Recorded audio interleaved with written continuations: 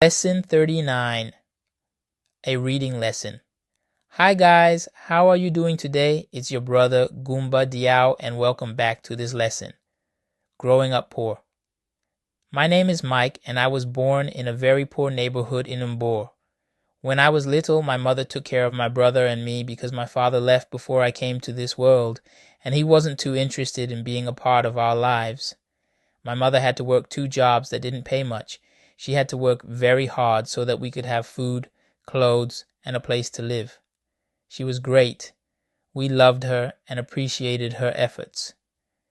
Every day she usually arrived home very late, and she was exhausted.